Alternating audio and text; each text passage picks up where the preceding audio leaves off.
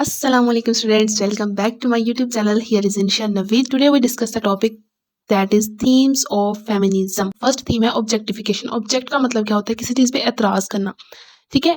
Act of treating a person as an object or thing. Feminism चूंकि women rights की बात हो रही है, ऑब्जेक्ट एतराज किस चीज पे है कि वुमेन को ऐसे ट्रीट करना जैसे वो कोई ऑब्जेक्ट है, जैसे वो कोई चीज है, a thing of sexual desire, एक चीज है जो सेक्सुअल डिजायर है, ठीक है। मतलब फेमिनिस्ट का ये था कि इस चीज के against fight against the reduction of women to mere object, सिर्फ औरत को या वुमेन को एक चीज समझने के खिलाफ आवाज उठाना, ऑब्जेक्टिफिकेशन, ये थीम इसका बनता है। सेकेंड पॉइंट है discrimination, a situation in which an individual or group is treated differently from others, एक ऐसी सिचुएशन जिसमें किसी पर्सन को बाकी दूसरे पर्सन से डिफरेंट जो है वो ऐसे ट्रीट किया जाता है on the basis of sexuality, religion, age और जेंडर। फॉर एग्जाम्पल मैन को इस चीज की प्रायोरिटी दी जाती है कि वो ये काम कर सकता है, on the other side women को इस चीज की परमिशन नहीं है, ठीक है। उसे डिफरेंटली ऐसे ट्रीट करना कि वो ये काम तो वो कर नहीं सकती, ये तो सिर्फ कोई बहुत ही महान काम है जो कोई मर्द ही कर सकता है। इसमें जो है फेमिनिस्ट कहते हैं striving for equal treatment and rights for all genders, struggle करना, स्ट्राइव करना इक्वल ट्रीटमेंट के लिए कि सब, चाहे मैन है, वुमेन है, थर्ड जेंडर है या किसी भी रिलीजन या किसी भी एज से बिलोंग करता है कोई इंडिविजुअल, उन सब के साथ इक्वल ट्रीट करना और उनको उनके राइट्स देना। थर्ड पे आ जाता है हमारे पास ऑपरेशन। ऑपरेशन क्या होता है? ऑपरेशन का मतलब आप उर्दू में मतलब देखिए, इसका मतलब है जबर। नाम से ही आप समझें कि जबर, यूज ऑफ अथॉरिटी, लॉ और physical force to prevent other from being free और इक्वल, किसी पे अपना हक जमाना, अथॉरिटी किसी का यूज करना या फिजिकल फोर्स से रोकना कि वो आजाद हो जाए या उसके मुकाबले में आ जाए। To keep someone down in a social sense, social sense में किसी को अपने से नीचे दबा के रखने को ऑपरेशन कहते हैं, उसको क्या कहते हैं? जबर।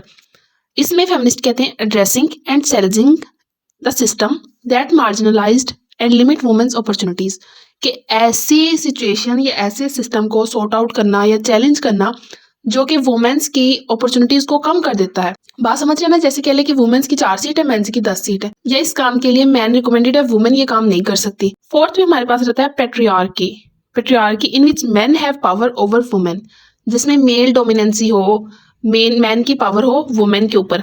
इसमें फेमिनिस्ट कहते हैं challenging the system where man hold power and advocating for gender equality, कि ऐसी सिचुएशन को चैलेंज करना जहां मैन पावर में है और एडवोकेट करना, प्रमोट करना किसको? जेंडर इक्वालिटी को, कि आप इस बात के खिलाफ आवाज उठाएं कि अगर ये मर्द है तो ये गलत हो सकता है, और वुमेन की आप साइड ले कि अगर ये औरत है तो ये काम कर सकती है। फिफ्थ में हमारे पास रहता है स्टीरियोटाइप्स। स्टीरियोटाइप्स वही तकियानुसी बातें, ठीक है, उन्हें कह देते हैं।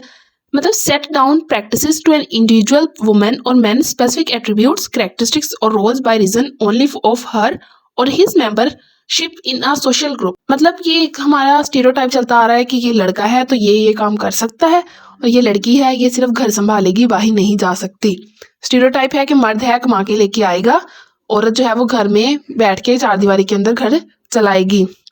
पहले जब वुमेन्स को राइट्स मिला था, जॉब अपॉर्चुनिटीज, मतलब वुमेन्स घर से निकली थी, जॉब के लिए निकली थी, तब भी मतलब बहुत से लोगों ने इसके खिलाफ आवाज उठाई थी, लेकिन with the passage of time लोग इस चीज को एक्सेप्ट कर रहे हैं कि वुमेन्स भी हालात के मुताबिक अगर उसकी जरूरत है तो वो घर से निकल के कमा सकती है, कुछ लिमिट्स में रह। Breaking free from rigid expectations placed on individual based on their gender, कि किसी पर्सन या किसी भी जेंडर के अकॉर्डिंग जो भी आपने एक्सपेक्ट किया हुआ है ना कि ये तो ये काम नहीं कर सकता या ये काम नहीं कर सकती, तो उन चीज को आपने ब्रेक कर देना, तोड़ना है, खत्म करना है उन स्टीरियोटाइप्स को, ठीक है। खत्म कर दे कि वुमेन है तो वो भी वो सारे काम कर सकती है जो एक मैन कर सकता है, और मैन को अगर काम पड़े या जरूरत पड़े तो वो भी वुमेन का रोल अदा कर सकता है। बहुत क्लियरली, शॉर्टली, सिंपली मैंने इनके जो थीम्स हैं वो डिफाइन किए हैं।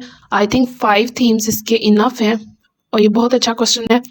नेक्स्ट मिलते हैं किसी अच्छी सी वीडियो में, तब तक के लिए अपना ख्याल रखिएगा। जाने से पहले वीडियो को लाइक कर दें, चैनल को सब्सक्राइब कर दें और नेक्स्ट शेयर करें। अल्लाह हाफिज़।